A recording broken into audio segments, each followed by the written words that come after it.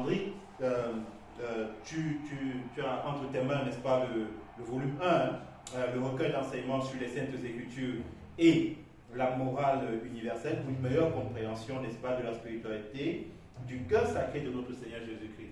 Alors, moi j'ai envie de te poser la question, comment comprendre à travers les enseignements de Papa Claude Olivier Adjaba la spiritualité du cœur sacré de notre Seigneur Jésus-Christ? Merci Léonard pour la question et pour la parole donnée.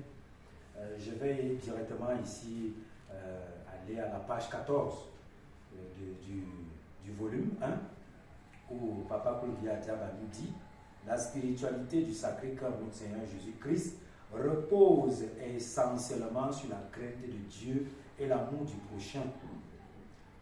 Nous savons que le Sacré-Cœur est le centre des émotions positives et négatives. D'où, autant pour moi, nous savons que le cœur, pas le Sacré-Cœur, nous savons que le cœur est le centre des émotions positives et négatives.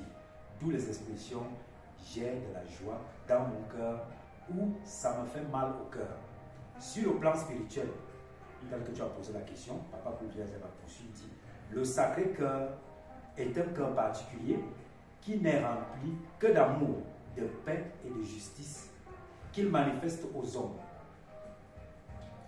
Alors là, on va simplement dire que lorsque nous parlons, n'est-ce pas, du cœur sacré de notre Seigneur Jésus-Christ, on met en avant l'amour, on met en avant la paix, on met en avant ces vertus qui permettent, n'est-ce pas, l'harmonisation sociale dont nous avons parlé dans les deux premiers tomes. Donc, on va le dire ainsi, il n'y a pas une rupture brusque, ça il faut le préciser, chers amis internautes, entre le tome 1, le tome 2 et les volumes. Léonard, si tu permets, il y a une question à travers l'illustration de Landry tout à l'heure, de comprendre que à travers ces enseignements de Papa Claude Olivier Adjaba, qui se basent sur la spiritualité du Sacré-Cœur, il faut intégrer ces valeurs d'amour, de pardon, de tolérance, entre les hommes.